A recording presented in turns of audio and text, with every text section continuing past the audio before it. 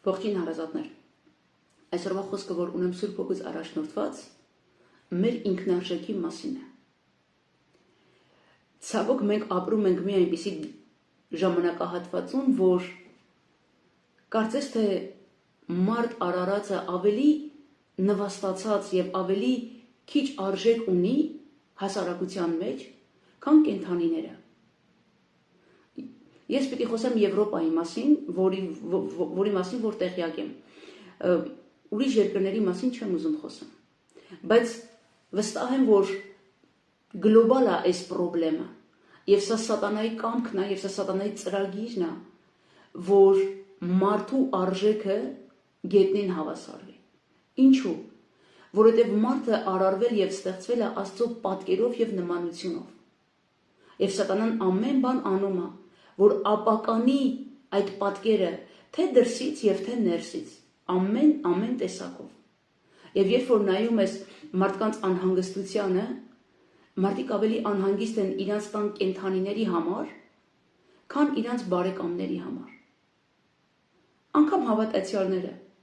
ավելի շատ հոգ են անում իրենց շան, իրենց կատվի կամ որևիցե տնային կենդանու համար, քան անապաշխար իրենց բարեկամների համար։ Եվ սա ինձ համար իրապես խորը եւ մեծ ցավ է ինձ համար։ Ես ինքս կենդանիներ շատ սիրում եմ, բայց երբեք կենդանու արժեքը չեմ հավասարացնի մարդու արժեքին։ Քանի որ մարդը կրում է Հիսուս Քրիստոսի պատկերը եւ Արարիչ Աստծո նմանությունը եւ Տիրոջ հոգին մեր մեջ է, Տիրոջ հավիտենական հոգին մեր մեջ է բնակվում։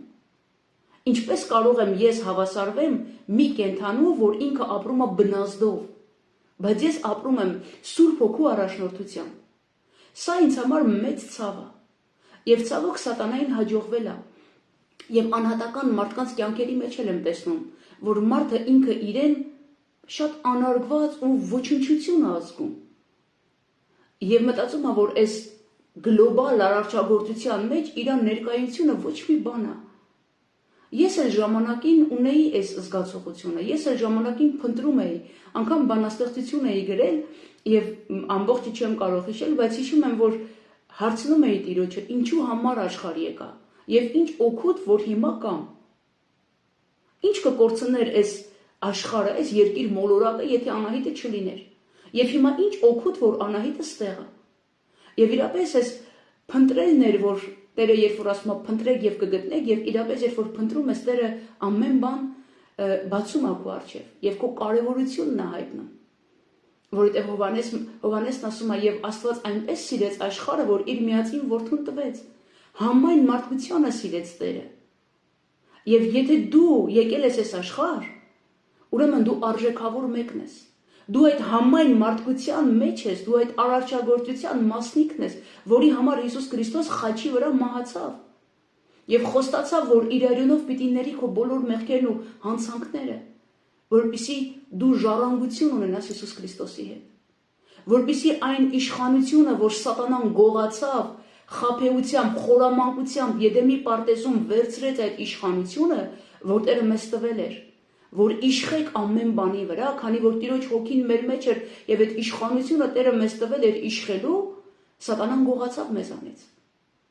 Եվ Հիսուս Քրիստոս եկավ իր խաչելության եւ իր մեռելների հարության շնորհիվ վերականգնեց այդ իշխանությունը, որպեսզի մենք կարողանանք իշխենք այն ամենի վրա, ինչի վրա որ մեր Արարիչ Աստված մեզ իշխանություն ա տվել։ Բայց ցավոք մարդիկ իրանց չեն տեսնում այդ իշխանության մեջ եւ շատ նվաստ են զգում եւ շատ ասում իմ կյանքը ոչ մի արժեք չունի։ Հիմա ուզում եմ հենց այդ մարդկանց է ուղղված իմ խոսքը, ովքեր որ մտածում են, որ իրանք կարևոր չեն, իրանք պետք չեն իրանց ընտանիքում, իրանք պետք չեն իրանց աշխատավայրում, իրանք պետք չեն իրանց հարազատությանը։ Ես ուզում եմ քեզ ասեմ, անգամ եթե այդպես բացահայտ մարդիկ ասում են, որ դու ոչ մի բանի պետք չես, թե քո ընտանիքի մեջ, թե քո շրջապատի մեջ, այսօր ես ուզում եմ, որ դու իմանաս Տիրոջ կամքը քեզ համար։ Այսօր ես ուզում եմ դու իմանաս, որ եթե դու անգամ ոչ մեկին պետք չես, Հիսուս Քրիստոսն ասում է, դու ինձ պետք ես։ Դու պետք ես ինձ։ Ես քեզ արարել եմ եւ հստակ ծրագիր ու կամք ունեմ քեզ համար։ Դու ուղղակի չես եկել այս աշխարհ, որ տառապես սատանայի թշվառությունների մեջ, Դու եկել ես այս աշխարհ, որ իմ սքանչելի կամքը կատարես։ Ես արարել ու որոշել եմ այդ կամքը քեզ համար։ Երբ որ իմ մտքի մեջ ծնվեց քո երկիր գալու գաղափարը, ես սքանչելի կամք որոշեցի քեզ համար, իմ սիրելի զավակ։ Մի մնա սատանայի ստության մեջ, ես քո սիրող հայրն եմ, եւ իմ կամքը բարի է քեզ համար։ Սա պիտի մեր սրտերի մեջ դաջված լինի, սա պիտի մեր ամեն իրավիճակների վրա իշխի այս մտածելակերպը, որ ինչ էլ որ կատարվում է իմ 4 կողմը, իմ արարիչ հայր Աստծո կամքը բարի է ինձ համար։ Եթե անգամ ես այդ իրավիճակը տեսնում եմ որպես ողբերգություն, դրա ետևը բարի է ինձ համար։ Եվ պիտի մենք կարողանանք տեսնենք այս գաղափարին, այս մտածելակերպով պիտի նայենք ամեն իրավիճակին, որ չկա չարիք ինձ համար, ամեն բան բարի է ինձ համար։ Պետք է որ այդ ամենավատ բանի մեջ ես բարին ամուր բռնեմ, որովհետև իմ սիրող հայրը, որ ինձ արարեց, որոշեց ու նախասահմանեց, իր կամքը բարի է ինձ համար, որովհետև ինքը սիրում է ինձ, որովհետև ինքը խաչվեց, մահացավ եւ հարություն առավ։ Հիսուս Քրիստոս իր արյունով գնեց ինձ եւ քեզ սիրելիս, եւ դա ապացույց է, եւ դա վկայություն է, եւ դա կնիք է իր հավիտենական սիրո համար։ Եվ ամոթ է, որ դու մտածես, որ դու անարժեք մեկն ես, որ ամենաբարձր գինը վճարվեց քեզ համար, Հիսուս Քրիստոսի պատվական արյունը։ Հիսուս Քրիստոս քեզ սիրում է, Հիսուս Քրիստոս քեզ սպասում է, Հիսուս Քրիստոս քո արարիչ հայր Աստվածն է, եւ սքանչելի եւ ամենալավագույն կամք ունի քեզ համար սիրելիս։ Դու անարժեք մեկը չես, դու մերժված մեկը չես, անգամ եթե ամբողջ աշխարհին դու պետք չես, Հիսուս Քրիստոսն այսօր ասում է, դու պետք ես ինձ։ Եկուր եւ վերադարձի քո սիրո խոր գիրկը սիրելիս։ Թող Տերը օրհնի բոլորիդ։ Եղեք օրհնված։